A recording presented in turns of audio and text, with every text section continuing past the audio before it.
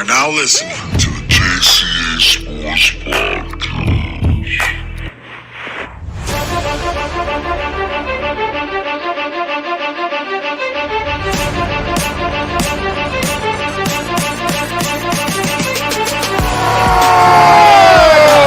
DeMar DeRozan delivers! Trying to cut it back. Justin Fields making magic happen. There goes Fields. Touchdown! Turnover here. Jca 2-on-1. Hustling back is going up a shot. Good! Patrick Kane in overtime! Vince is hit in the air. Deep to right. That ball is gone! White Sox win! The Field of Dreams! This is going to be a tough play. Bryant, the Cubs win the World Series! Bryant makes the play! It's over! And the Cubs have finally won it all! This is the Jca Sports Podcast. Yes, sir. Yes, sir. Come on, come on. This is the Jca Sports Podcast, brought to you by the Anchor app. Live on Facebook, live on YouTube, live on Twitch, live on Twitter. We are live alongside my brother Jonathan Pelayo. Eric Avila will be in very, very, very soon, but we welcome you all to the Jca Sports Podcast on this Wednesday edition. And what a show we have for you guys today. We're talking MLB. We're going to talk lockout. We have a special guest, Antonio Anaya, coming in later on in the show. He talks about his blog on One Crack Media. Or is it Crack One Media? Which one is it, John? No, you said it right. Yeah. And, yeah, great show all around. Great show all around. But, Jonathan, how you doing, man? I'm doing good, brother. Happy to be on. Sorry I can't see my face. You know, technical difficulties right now, but I'm on. We live, baby. We live. Yes, we are. We are live. And you know who else is on with us right now? That's right. Hey! Eric, the man, the myth, the legend.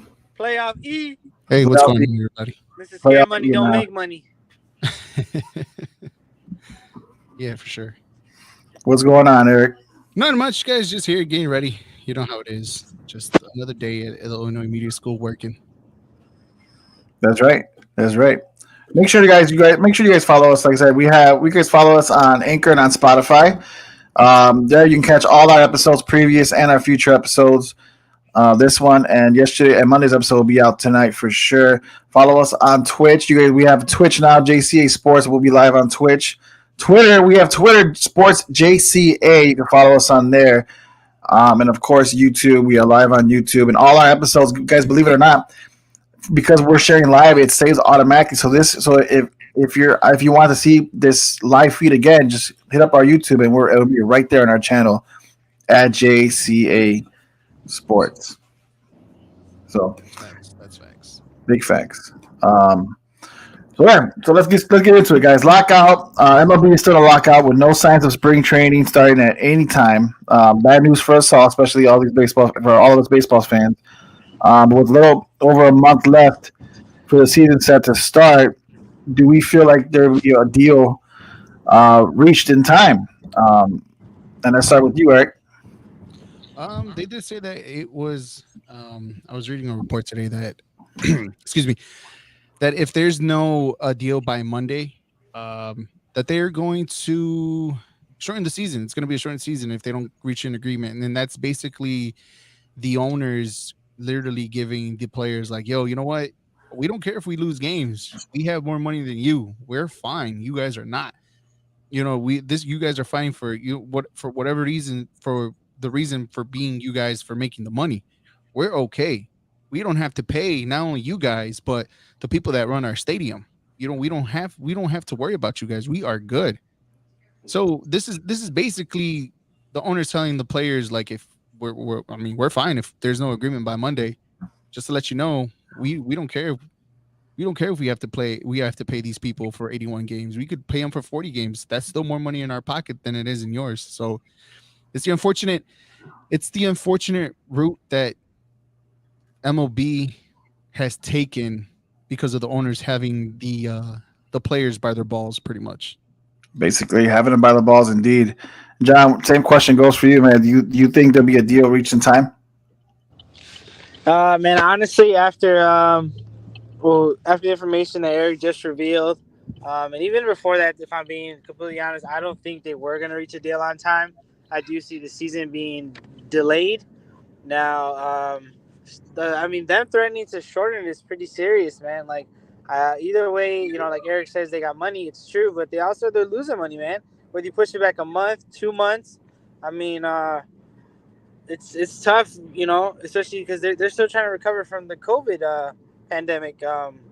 From when they shortened the season then, and then even last year, sales weren't what they were before COVID. So, I mean, it's a ballsy move.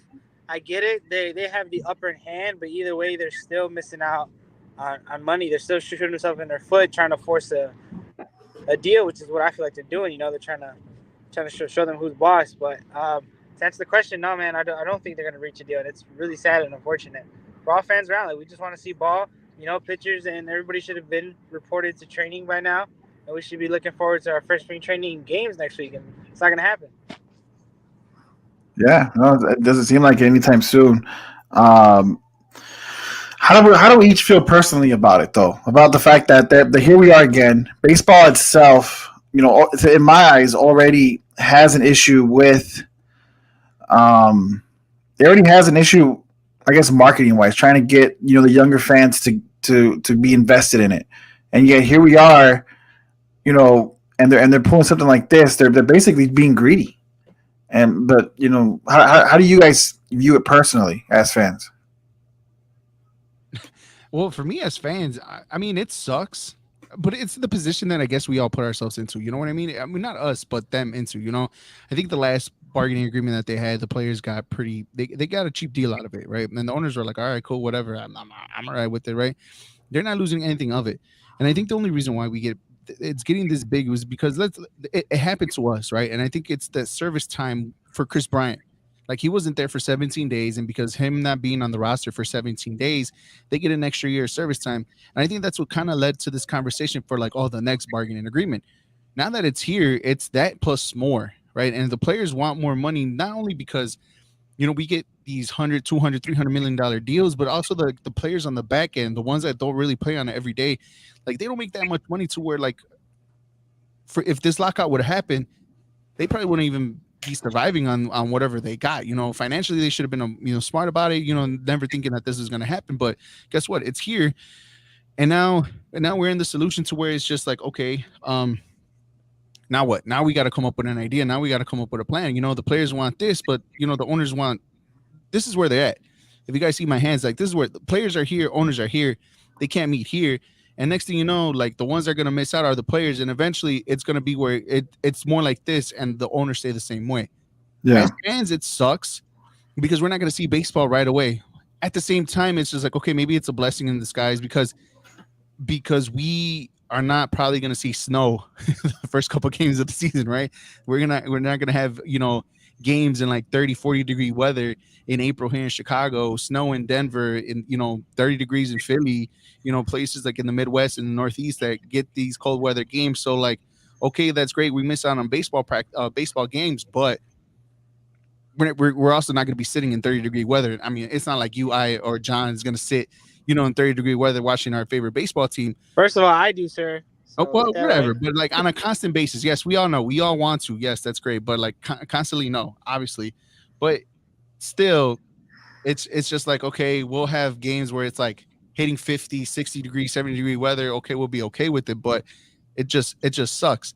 Again, y'all call me crazy, but if it continues this way, you guys know what I stand by this. Like, in 5 years, if baseball's still doing this crappy situation, MLS is going to take over as the third best sport in the world or in the country. And I said it, and I'm still sticking to it. Yeah, I mean, it's a bold statement that you're saying, Eric, but it could be very, very true, to be honest with you guys, especially the way it's going. Do you guys think I mean, obviously, we all believe the season will start eventually. But if you guys had to choose, or as far as when you would think it'll start, when do you think it'll start? Personally, it's gonna suck to say this because it's a kind of a long delay. I'm already depressed as it is that they're gonna push back home opener. But I'm thinking, I would, I could see them doing Memorial Day weekend, opening day for everybody. That's actually probably like the same, like same time around for me too. I The would love for it to be on Robinson Day, but that's a little too soon. That's yeah. I mean, because you still got to get spring training games in there and all that. Like these players got to get like warmed up to it. Memorial Day weekend sounds like the right answer too. It sounds like real America. You know what I'm saying? Right, right, right. That Monday or that Friday, should I say that Friday for Memorial Day for sure. I want to be optimistic and say probably before then. I kind of want to say like the first week of April. I'm sorry, of May. I think like the first weekend of May we'll probably get something like that. The perfect gift will probably be earliest I'll give it Mother's Day weekend is the earliest I'll give it. But I agree with John. Memorial Day weekend. Memorial Day weekend. I agree with you guys as well. If the women's season starts, guys, do you think every team is just gonna go crazy making moves? I mean, yeah, because the rosters have to be filled out, right? Like you Yeah. need to like we for the winter meetings. I mean, we saw like the moves like we didn't expect that we are gonna get this early because of what's happening right now in today's MLB situation.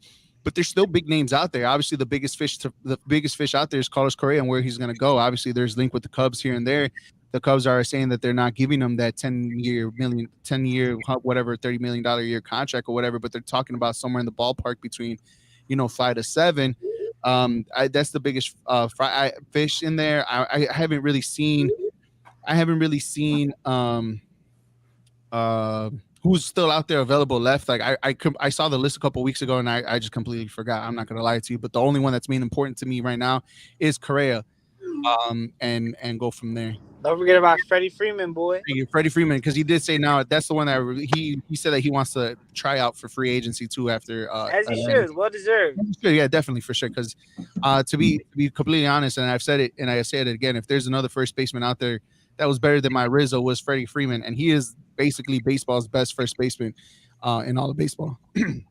Absolutely, guys. You listen to the JCA Sports Podcast. Make sure to follow us on Anchor and on Spotify. You'll be able to watch and catch all our episodes, previous and our future ones.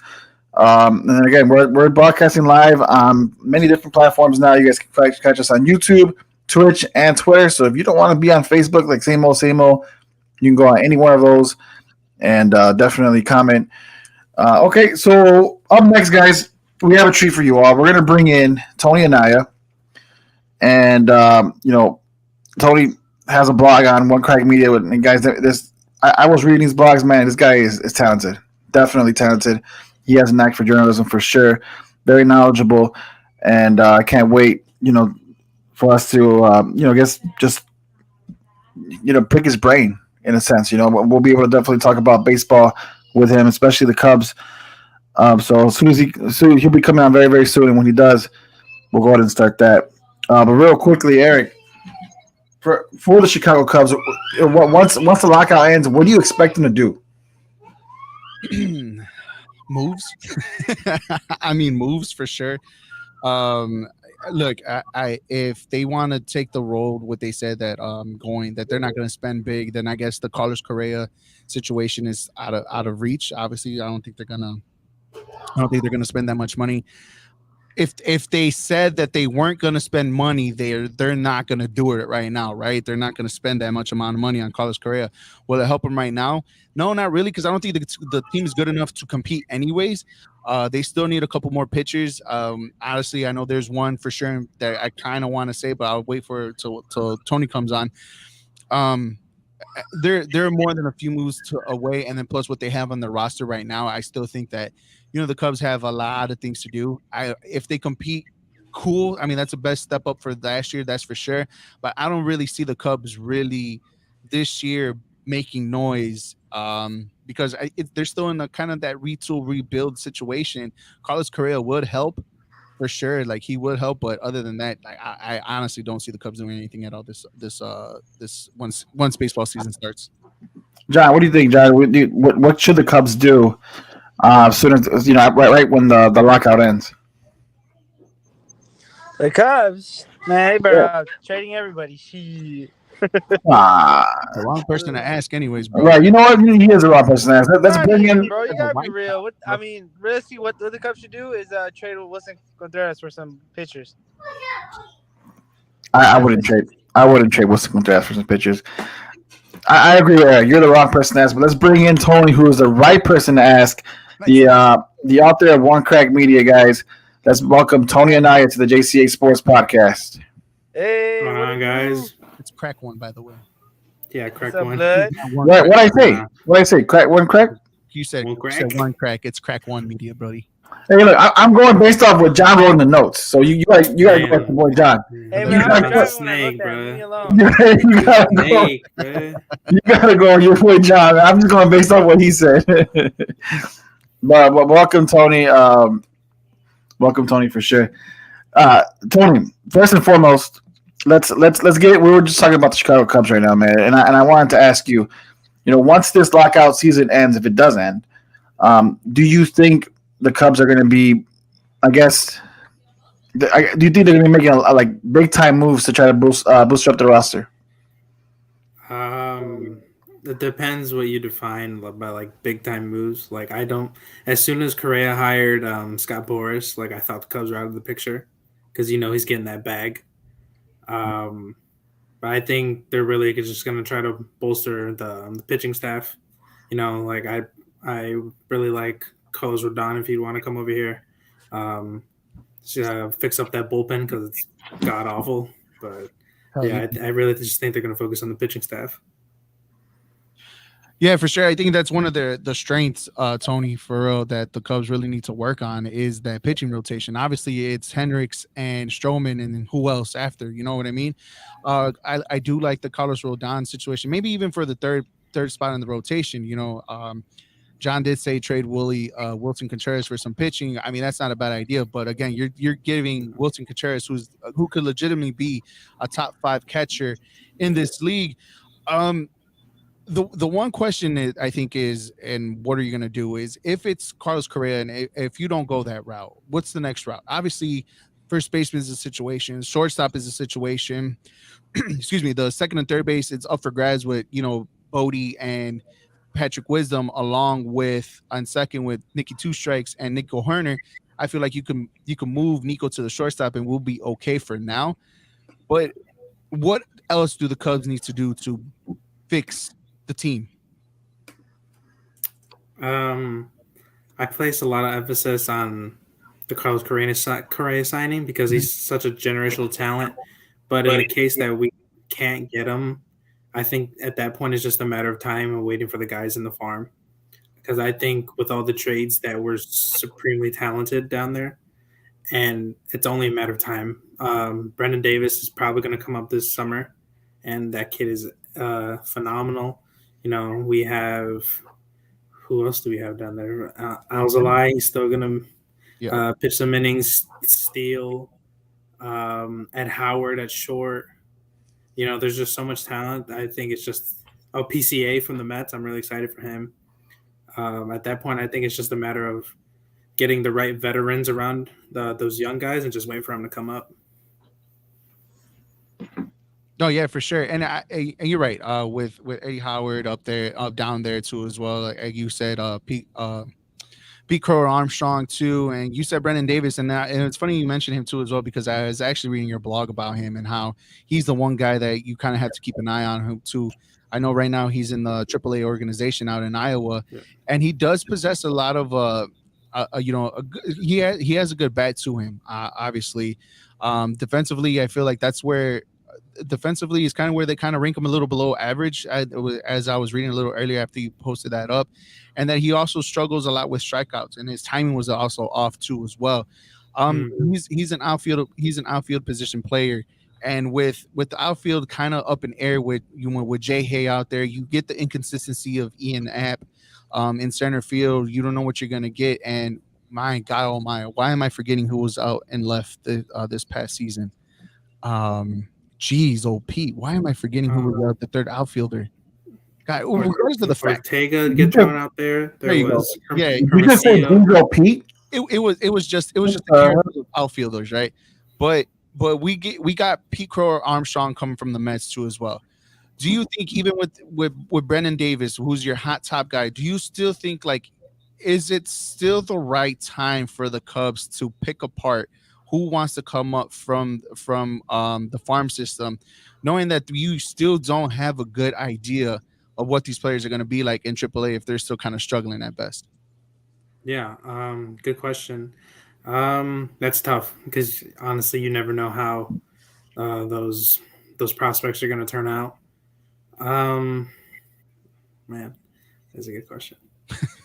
That's why I'm here. I think it depends on how the free agency market turns out too. Mhm. That's always a big factor.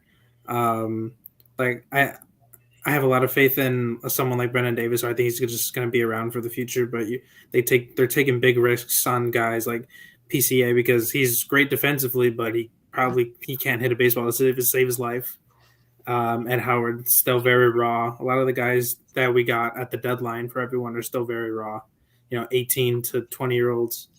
I think it's just a matter of who they'd want to pursue, like in free agency. Like, if we can get Juan Soto in a couple of years, give him a building or something. Like, get him over here.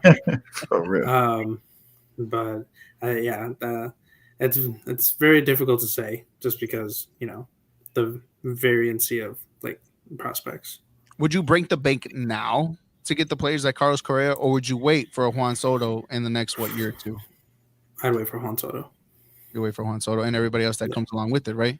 Because I think the free agent market in 2 years is probably going to be the biggest one that we have seen since 2018, I believe it was 2017, the last time I seen it. So that was my question. So you'll wait for Juan Soto instead of breaking the bank now for Correa? Juan Soto's like top 2 player in the league. Yeah, give me him. Oh, all right. Tony, want to hop on and ask a question real quick, man? Yeah. Since y'all want to hog my boy with all these Cubs questions that nobody cares about. But let's talk about a player that people do actually care about and wouldn't mind seeing in the Cubs uniform, and Freddie Freeman. I know you touched on, reunion with Rizzo. He aight, but at this point in his career, he don't want to be a part of a rebuild anymore. He's been there, done that, won his ring with the Cubs. I can see him retiring with them, but he's still got some left in the tank. What do you think about the Cubs going after Freddie Freeman and maybe focusing the rebuild around him? Yeah, sign me up. It's all about the money, though. Like, that's the big thing. Like, but I definitely think he'd be a cheaper option than Correa.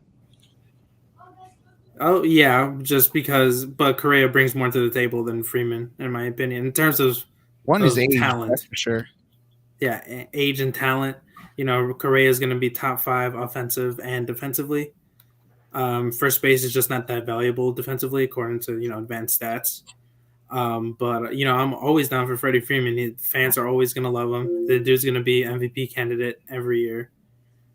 Exactly. That's where I was going to go to. I'm glad you said that, because if you could get an MVP caliber player on a cheaper deal than you can get Correa, then why not? It gives you more money to spend elsewhere.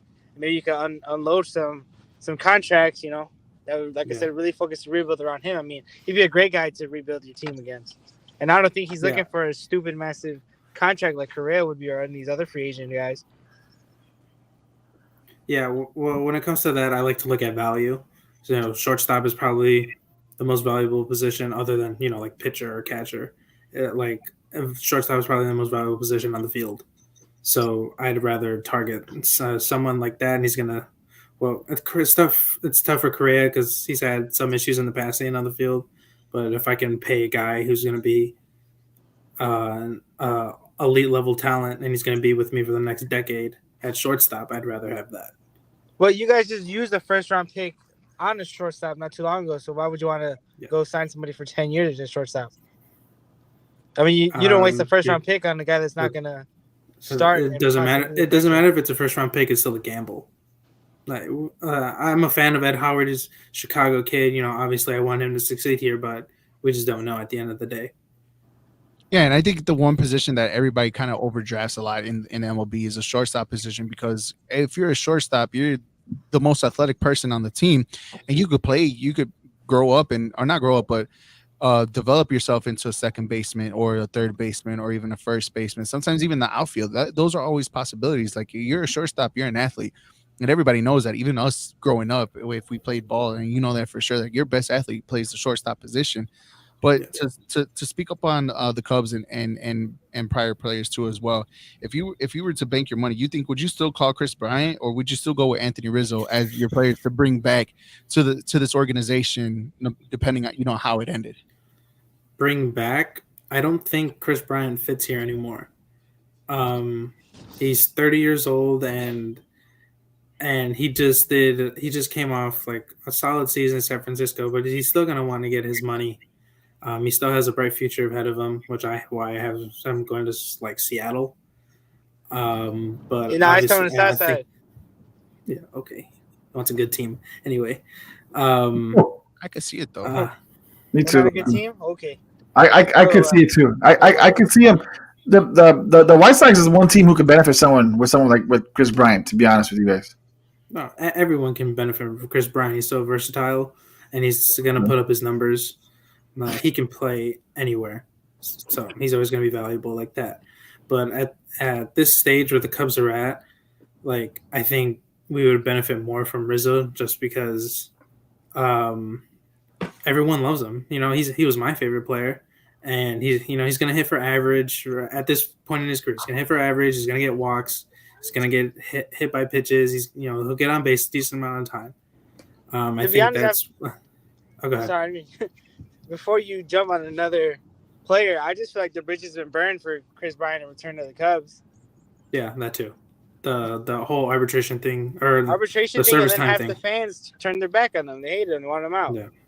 Yeah, that's the unfortunate part of it. But yeah, I agree with you on that. No, yeah, for sure, and that's the tricky situation, because you have you lost what your core in one summer, and obviously you're gonna see who are you gonna get the most, right? Who wants to come back? We want to have that love story back for the Cubs, right? And obviously, and unfortunately, we're probably not gonna get it. Even on the cheap, you talk about Freddie Freeman. The only thing he has is obviously he's a cheap resource other than Carlos Correa. Outside of Carlos Correa, cheaper resource. You could get the cheaper deal for Anthony Rizzo too as well. And he may not be an all-star caliber player, but you still, like you just said, Mr. Consistency. He'll still bat for his numbers, whether if it's home runs, average, on base, RBI, so on and so forth. The back of his baseball card has never changed and doesn't change a lot within the last 6, 7, 8 years that he's been here for the Chicago Cubs. The one thing that I do like what you just said too as well, and I agree with you too, was the Carlos Rondon situation and being the third starter here too as well.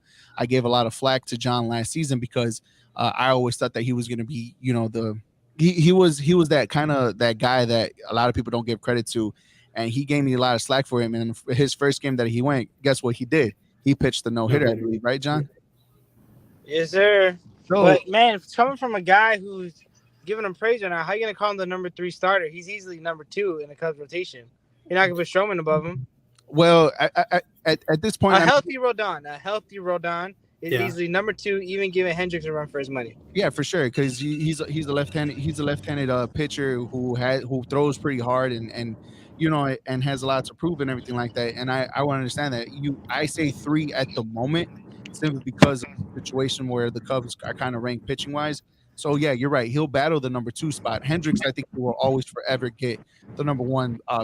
The number one. I don't care what anybody says. He may not have the velocity. He may not have um, the arm strength, but he has the control that probably no other pitcher in the league could probably have or can contain with him. And I think that's what makes him a little bit different. Calm down. You gotta pump the brakes on him just a little But bit. but at the same time, last season was his down year.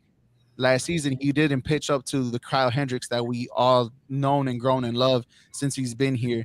And is it really time to, like, how much of him not having the velocity would would affect him later on as he goes more and more and more. As we have here, Tony and I are here on JCA Sports Podcast here on Facebook. We also follow us on YouTube, Spotify, Twitch, Facebook, all of that. You can follow Tony and his blog on crack1media.com. And I love the one thing that I loved about your blog, Tony, was you being a GM and how you wanted to be a GM and all that aspect. And the one that's funny to me was the one that you said shortstop, Carlos Correa. That was it. That was it. I wanted to ask though. Needed. Right, I wanted to ask about your blog, Tony, and if you want to, just go into a little bit about that. First and foremost, like what made you join Crack One Media, and why did you want to write about the Chicago Cubs? Yeah, so people who don't know me, I am a DePaul undergrad right now. I'm majoring in sports communications with a concentration in sports promotion and publicity. So literally my entire major revolves around writing. That's why I added a history minor, just because I'm just reinforcing those skills.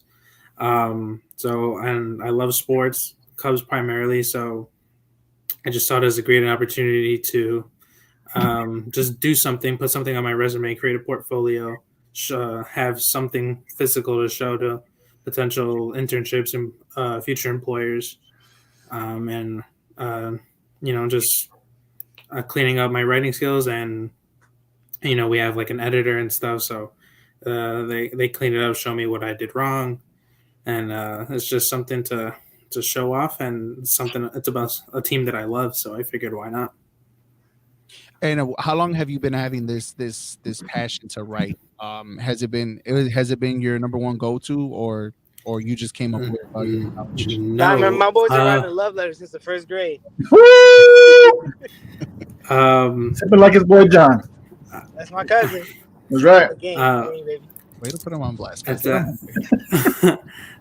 Nah, I never really figured out writing until maybe a few years ago. I started college as a biochem major, and then I was in the middle of it, and I was like, wow, this sucks.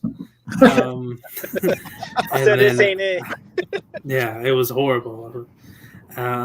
And then I was in DePaul. The coursework is so diverse. I was literally taking writing classes about baseball. I took a Cubs class during my freshman year, and it just, I don't know, it just really inspired me. And I got to meet David Kaplan a couple times. Nice. So that was really fun. The Catman. So that really led me to change my major and just pursue something that I really like. Nice. And I'm assuming you've been a Cubs fan for all your baseball life, correct? Yeah, since the day I was born. Nice. Congratulations on that. You're the smart one so far, out of absolutely John. So let's just put it like that. Right. But with all that being said, obviously you writing and stuff like that, are you interested in just doing strictly baseball, or do you want to venture out to other sports too as well? I love to venture out to other sports. Baseball is like the one I'm most knowledgeable about primarily. But if something comes up with like the Bulls, because they're good now, thank God. The Bears, if they ever get their act together, I definitely do something like that, especially professionally. Once I got one more year left, and then I have to get a real job. So, if something like professionally comes up with any of those organizations, I'd love to do anything with them. So it'll be baseball, basketball, soccer. I don't do soccer. Yeah, there you go, smart man. I'm the only one here then, huh? So I gave up on soccer when I played Jonathan in FIFA. He beat me like 10-1. So yeah, I know the feeling.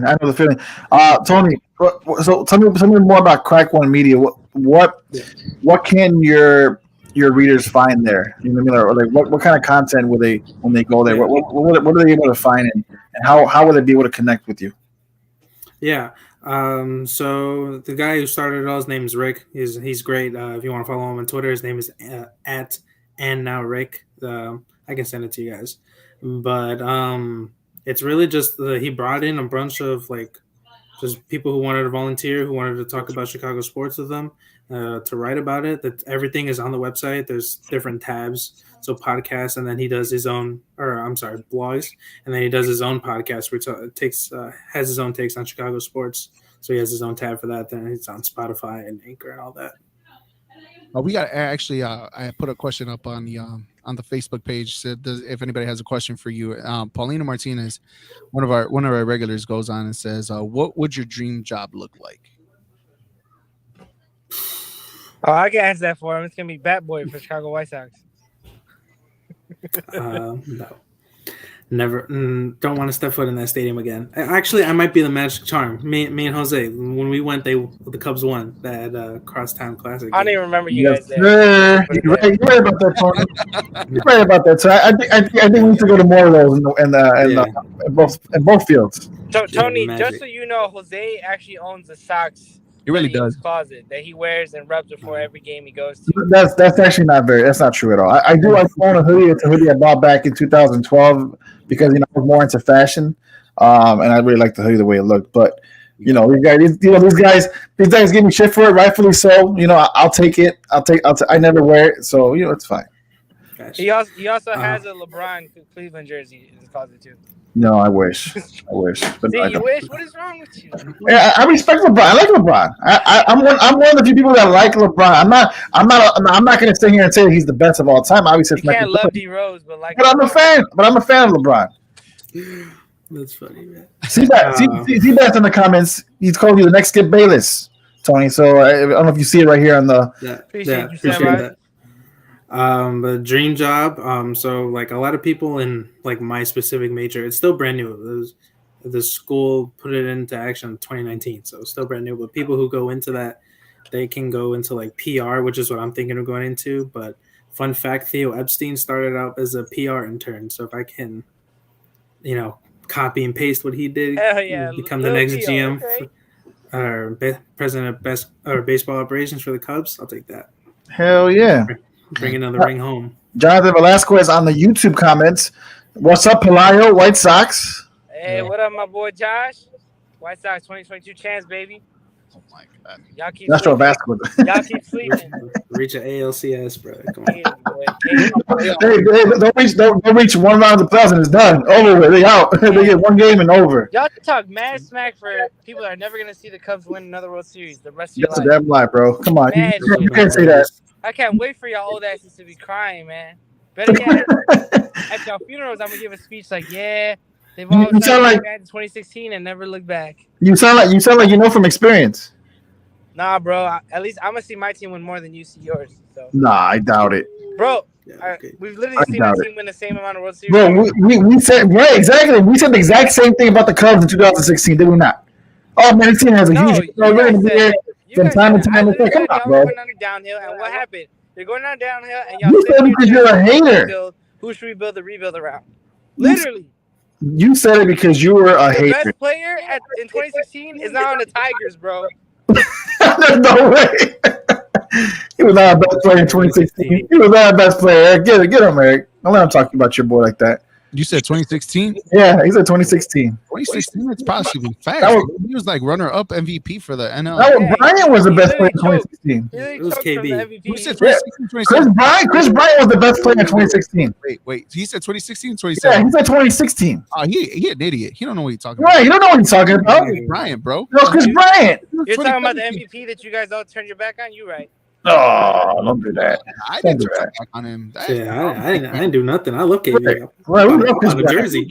You barked the wrong tree when you want to talk trash about the Cubs because we actually, or at least I do, know how to talk back and actually defend. Okay, bro. Then let's go. Let's go there then. Okay, wrong date. But your best player, Javi Baez, who's supposed to be the shortstop god of baseball, is on the Detroit Tigers. Chris Bryant still has a bad back, though he's very valuable. You guys ruined his name. Anthony Rizzo went to the Yankees, which is terrible to go from the Cubs to the Yankees. Who else am I missing of you guys? According to you, Marcus Stroman is automatically your number 2 starter, which is pretty sad right now. Jake Arrieta had that. I'm not going to allow no Marcus Stroman slander. Hold on. You're talking about the one. Marcus Stroman is. Get him, Tony. On a week-to-week basis. Baseball. Marcus Stroman, he interacts with the fans on Twitter, blah, blah, blah, but he goes out and just sucks ass. No, he does. No. Did you not see his season with the last year has been his best year in the last 6 years. And literally his ERA was almost at 4. He literally didn't even pitch in the 2020 season. and then he coming off that he had just gotten traded from Okay, from but crappy year Toronto before that, team he was trash. There's a reason he ended up on the Mets. Look at Eric. Eric's having a headache. because he's Now good. he's on the Cubs. Cubs are The garbage. one thing that, He's that, literally that going to teams that aren't even contenders. the one thing that surprised me that he said was he said, and if I'm not mistaken, maybe I might heard him wrong or I'm quoting him wrong, but he said Anthony Rizzo went from the Cubs to the Yankees and that was a downgrade. Is that exactly what he said? Was that really what you just said, John? Because I'm trying to, because if I last I recall, I mean, even though the Yankees haven't won anything in like what 10 years or something like that, they're still consistently in the playoffs, ALCSs and stuff like that, more times than not. And from you going to one franchise, a very popular, well-known franchise, to a super powerhouse franchise is a downgrade. That's just blasphemy and stupid all at the same time. More stupid than anything. So it's just I don't know. I just find that, yeah, no, I don't know. It's all good. Whatever. It's just once your team wins a playoff game or two, then we'll talk, and then you could come talk to us after that. We actually won more playoffs than you guys did in 2020. One Why are game. you talking that shit, dog? One. In 2020, yeah, right. But how long did it take you to get there? Last year, we also won more playoffs than you guys did. One. Just one game. So okay, exactly but did you not just say at least win one game and then come talk to me? So I'm coming to talk to you. Okay, one series. One series. Okay, bro. All right. Series. I mean, you gotta do better than the year before, right? You guys you're out the first series. My standard is do better than we're out. Before. We lost to the fucking Astros, who've been the dominant team in the AL for the last 5 years. Now it's okay. All right, so then this year the Astros are going to be the same, right? I think we can all agree about that. Against the A's. I told you guys that consistently. So there's no excuse this upcoming year, John. I don't want to hear this. Absolutely not. All right, so absolutely not. Tony, welcome to Jca Sports podcast, bro. Let's forget about our guests and just end up the conversation amongst us three. But no, Tony, we do appreciate you hopping on, bro. We do like your work on Crack One Media for sure. Definitely. Keep us posted. Real quick before you go, the baseball blockage that we got going on, right?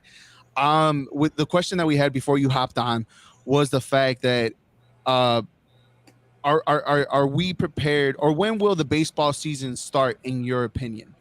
In your mind, when will the season start? Because there was a report out there today that there's a deadline by Monday. If the players don't sign, the owners don't mind having a shortened season. So if there's no agreement by Monday, when will probably be the earliest for you? Are you optimistic or not? And when would it start? I'm not very optimistic, in all honesty, because the owners are very greedy. And I think what the players are asking from them is very fair. And if you read, Passan's tweets on like what has been negotiated after every meeting, the owners basically barely budge, or they don't budge on anything. It's so dumb. Hate them and Manfred. Jesus. When baseball coming back? When was opening day slated? Like April? No, I think March 31st, if I'm not mistaken. It was March 31st. March 31st. Damn, that soon? Yeah, bro. Jesus. Not anymore. Wow, way to laugh, bro. Right. It's just, I'm sorry, but like it's true. No, and these guys will probably get pushed back a month minimum. So sometime maybe May or June. What will it take, Tony, for them to finally realize that they do this shit every other 2 or 3 years, and it's the same thing over and over? Like I get the owners, right? They're billionaires. They could go without, a couple games. They can go without. They can go with the season, I guess, starting later. The players, though, it's like, what do they have to do to avoid this next time? I really don't think there's very little they can do. Right, it's crazy. The owners have all the power. It's crazy. Ridiculous. It sucks. There needs to be like drastic changes with with this bargaining agreement. Maybe the next one. I don't know. Player union rules. I really don't know what they can do. I know right now the one switch that if the season does start, they're talking about universal DH. That's already going to be planned and cemented for this upcoming season, right? Yeah. I know it's Scott Boris and Meyer. I think that's the other dude. I can't think of his first name, but those are the two that are actually doing the bargaining agreement or on at least the side of the players and trying to help the players to get in this. And I know one of the things that I read and also heard too as well is the fact that they're also pushing for a World Series to be on a neutral site. So that'll be down in Arizona, down in Texas, down in Florida. These nice little weather states that again, weather is not an inclement weather's not going to be a problem, right? If New York for the Yankees, Chicago here for the Cubs, or whatever, the Tigers, the Twins, all these cold places that don't have doors or not places. How would you feel if they do end up switching the World Series to a neutral site, just like how they do for the Super Bowl? I definitely don't like that idea. This is my first time hearing about that. I think if you're the top team in the league or if your record is, if you have more wins than the other team, then you deserve that home field advantage. And I think your fans deserve it more than anything. Um, it wouldn't be fair to um, any of the fans, the players, the staff to have to go out of their way to go travel to this. I mean, it'd be easier because you're there the entire time, but Mhm. such an exciting experience for the city for games to come to their home stadium. Yeah, Like, for could sure. you, Oh, go ahead. sorry, like if the Cubs make it again, or if the White Sox go, could you really imagine it not being here in Chicago? No, no, like we'd go insane. Yeah, Yeah. for Well, sure. I mean, not for the White Sox. I mean, Right. No, for sure. The only reason why I say it because Scott Boris, like I said, he's one of the player representatives in this union too as well, and he's the one that mentioned it. I think in his Twitter and prior podcasts and interviews too as well, that he's an advocate for having these games played on a neutral site, whether if it's like I said, California, Arizona, places with domes and stuff like that, even up in Toronto, just to have it for namesake, right? They want to do it Super Bowl style. Now, I don't agree with it for reasons because it's not the Super Bowl. The baseball is not a one game. It's literally a yeah, series, right? And you're right. And taking it away from the fans from here or anywhere who has a baseball team or a baseball organization will probably be a slap in the face and downgrade for sure because you don't get the passionate fans that's going to be there like you do in the Super Bowl. It's all corporate people. Let's be honest, right? yeah, But but yeah, Tony, we will keep a lookout more on Crack One Medium for sure. We do like to thank you for the time and also for and the opportunity for you to show us about to tell us about your blog and everything like that. We hope to have you soon as well, and also when the strike is over, we'll get to talk about that. You'll be the guest for that one too as well. As for Jose, myself, and John, we'd like to thank you and keep us posted. Where can we find you? Is social media, put everything on there too as well. Where can we find you? yeah. Twitter is Annihilator. It's my last name, Anaya, and then L8, the number 8, and then TR.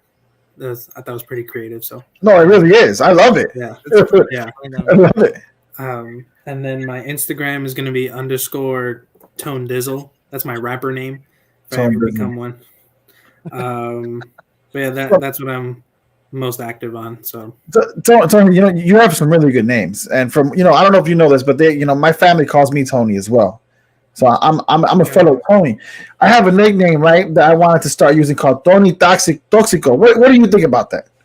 I want to ask you, Tony Toxico. Think about it.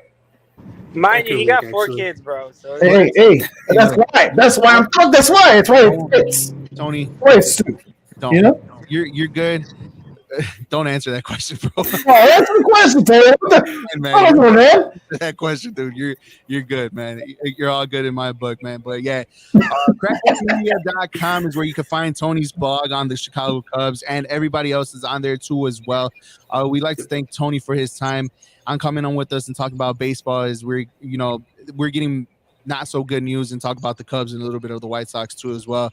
We will see Tony in future podcasts too as well once baseball gets up and going, if it gets up and going too as well. So, like I said, from Jose to John to myself, Tony, we'd like to thank you for hopping on, and you're more than welcome to come on any time, on any day, on any other podcast, man. yeah, thanks for having me on, guys. Really appreciate it. Cool. Thank you. Yeah, that was Tony Anaya, guys. You could, like I said, follow him on crack1media.com for the Cubs blog here too as well. He has a lot of interesting insights too on the Cubs. So if you want to read upon that too as well, and obviously with the strike looming it's looming, guys. It's bound to happen, and it's going to happen too if there's no agreement by Monday. It's a sad story, but Tony does know a thing or two, and he's pretty high on the prospects too. Jose, I want to go to you for a little bit on Brandon Davis. That's the prospect that he wants. I mean, look, on a rebuild situation, whatever you want to call it, it works. It's one of those things that you have to do, bring in the prospects. But would you want to see another rebuild in Chicago? I don't know if you even answered that question when we talked about it earlier, but I'm bringing it back just in case if you did it. But would you want to see another rebuild for Chicago? Would it be a quick one, or would it actually take some time like it did the first time around? Look, man, I'm all for the Cubs. Going back to title contention, whatever it takes. If that means a rebuild, another 4, 5, 6, 7 year rebuild, screw it, bro. You know what I mean? Do I want to see it? No. Do I want to be a part of it? No. But if that's what it takes, I mean, what else? I mean, you got to do what you got to do. I mean, I think the Cubs could retool. I think they could. They have the money. I think they could, sign some free agents and maybe make some noise. But I don't see them. There's no formula in MLB. You either got to be the Yankees, the Dodgers, and pay, and you have to have your bankroll out and pay players to come, or you got to start, and rebuild through the farm system. And the Cubs aren't doing either right now. So, they got to pick an avenue. Eric and pick either one. I really don't care. Just get us back to where we need to be, so we're relevant again. And that's pretty much all I want. No, yeah, for sure. I think that's all we all want, especially because of coming off the high in 2015. I think the 2015 one they gave us the high that we were going to be good for a period amount of time. You did not just change your name. I was waiting for one of you guys to notice. 2015 gave us such a good high that 2016 was just a wonderful, marvelous season. Now, I mean, obviously, we're just probably going to look for more people to talk about the White Sox too as well, because I mean, we can't really go based off what John said because he's like super biased and we'll just want to talk crap. But we got to see like the outside. What happened to John? You're literally the most biased person of the three of us, Eric. Literally. Oh wow! Wait a do. No, but in all realistic though, like it is one of the things. You say we just needed to get it right. I think that's the one thing that, and trust me, for a lot of Chicago teams, they got to get it right in every organization. Cubs, the Bulls got it right. The Bears need to get it right, and the Blackhawks definitely need to get it right, especially too as well. We'll probably have to do a lot of link ups, especially for Tony's blog too as well. Crack One Media, Tony and I. Make sure you guys follow him on Twitter. Crack1media.com is where you can find his blogs too as well, and we'll have them on other episodes too as well. Guys, let's talk about a little bit of football for sure. Actually, no, let's go to basketball. I apologize. Let's go a little bit of basketball since the second half of the season, quote unquote, is about to start tomorrow night. The one thing that was kind of looming that still kind of trickles into today was about the comments that LeBron James says that he wants to play in Cleveland again before he retires. But the one other thing that he did also say too is that wherever his son goes, he's gonna go too. And I think that's one of the coolest things that anybody can happen, because it's happened before. I think in baseball for sure with the Griffeys, and I think the Bonds too as well, if I'm not mistaken. No, I know for the Griffeys for sure. The Griffeys for sure did it. You think it would be pretty cool for LeBron and his son to play together? Honestly, I don't think he's going to ask for breaking the bank, probably the league minimum, since this dude made millions and millions and millions and millions of dollars. But would it be a cool story for father and son to play basketball? It'll be a very interesting story. It'll be crazy, and I'll tell you why. Teams, like with him saying that, teams now know that when Little Bron is eligible to be drafted the year before, they're going to be tanking, Eric, because they know they're not just going to get a talented young player and Bronny James, but they're going to get his dad too, one of the greatest players of all time. And LeBron James reminds me of Tom Brady. He's not going to sit there and he's not going to take your team to an NBA Finals per se by himself, but he's going to contribute at a high level, and especially at 39, 40 years old, he takes care of himself that well to be an elite player, even at that age. And I think that's the crazy part, is like when you're the bottom when you're those bottom teams and you're like, hey, we're going to take Bronny number 1 overall because we know we're getting a package deal with him and his dad. And I think that's pretty cool. if you're LeBron James, though, you got to make sure you position yourself, no matter what I guess in whatever organization you're in, to where you're able to leave and you go into that team free agency, because you don't want to get traded. Because if that's the case, it's going to be hard. I mean, like let's say he stays with the Lakers, has an extra 2 years, and Bronny James comes out, the Lakers are going to want an arm and a leg to give up LeBron James. So it's very interesting in my book to see exactly what happens there. I honestly don't think that LeBron. I think LeBron will probably paint the picture of him to be a free agent the year that his son comes out. So I don't think. Right, that's what I'm saying. He has to do that. Right, he has to be able to do that. Right. John, the question goes to you. Would you let's put in hypothetical for you, because I think you're the one that likes to go out of bars real quick. But let's just say the Bulls have a horrible season that year, right? And the Bulls are in the lottery, and that's the year that Bronny James comes out. Would you take a chance on Bronny James knowing that you're going to get LeBron James, or would you just draft the best available player?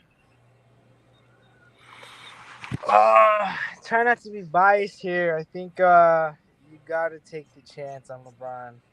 LeBron, Lil Bronny. Just because of, man, like Jose said, he's the son of one of the greats. Regardless of where we rank him, we got to respect that the man does have talent, regardless of how he's gone about his career. He's performing. He always performs, just LeBron James, the name itself, LeBron James Jr., you gotta take that pick. I don't even think you're not gonna aim to draft him just to get LeBron in his final year. I don't think it's worth it. Like, I wouldn't say it's worth to get LeBron his last year is what I mean. Not just not worth to get his son. But definitely I do see LeBron controlling, like, as far as where he goes. Like, I think he has an opt-out with the Lakers this year, if I'm not mistaken. But going forward, I could see him just doing, pretty much what he did with the Lakers. He gets an extension for 2 years with the opt-out after year one. I just see him going the rest of his career that way. I mean, he really holds at this point, he makes his own contracts. For sure. But I say it's worth a shot. It's worth a shot unless also you got to take into consideration LeBron might not want to go there. He might try to make some moves and make a team trade for his son. So just so he don't go where he's projected to land, because Right. he's not guaranteed to be first overall, No, but he's not. But come on, think about it. If give me a weak team in the East or West. Give me a weak team. Give me one. Give me New Orleans Pelicans. Right. If you're the New Orleans Pelicans, you know damn well, even if Bronny James doesn't deserve to be the number one pick, but if you draft this kid number one overall, you're going to get his dad too? You don't think you're going to draft the number one overall? You get LeBron James at what, age 41? It's still LeBron James, John, and he's not. It doesn't seem like he's declining. He's not the LeBron James you've seen in Cleveland, where he could carry a team into the finals. But he was still putting up numbers. But look at his team.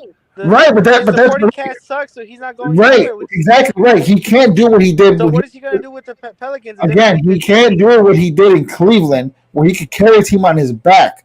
But he still produces. He's still LeBron James. Like, you can't sit here and say that. Okay, but did you hear him saying he still produces, but your team's not going to the playoffs? No, I didn't say that. Imagine you get it. Like, LeBron James isn't bad. And if you're a team like New Orleans who has pieces there, a LeBron James is only going to elevate your team. A 40-something-year-old LeBron James with his son, who we don't know is. So you honestly think LeBron James is not going to be able to contribute at all and take a team to the playoffs?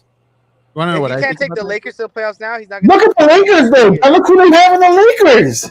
Come on, bro. They have washed up old guys. Come on. You telling me if it's the New Orleans Pelicans and let's say that they're the number one. The Lakers have 4 players on a top 75 list. This is the NFL. Wait, remember, this isn't the NFL where the weakest team gets the number one pick.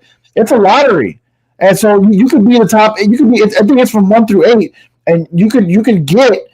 The 1 through 8 on the bottom of the league, you can get that number one pick. It doesn't have to be the weakest team. Okay, but in order to get one of those team who needs and can elevate them and take them, bro, you're just a hater. No, bro, do you hear what you're saying? You're a LeBron hater. You literally said teams will probably start to tank to get LeBron. Okay, so therefore you add LeBron and his son, you're automatically a playoff team. Get out of here with that. You guys Sebastian agrees. so bad. Sebastian agrees. If LeBron was in Cleveland team right now, they would probably win a chip this year, and that's absolutely true. Yes, on Cleveland right now, because Right, look, exactly. But you got to put him around great players. He can't do it by himself. No one said he can do it by himself. That's why his Lakers team is showing itself because they don't have players that's surrounded by LeBron who can help him win. But you put him on a team like Cleveland who has all these all-stars that can do all these things. Bro, come on, think about it.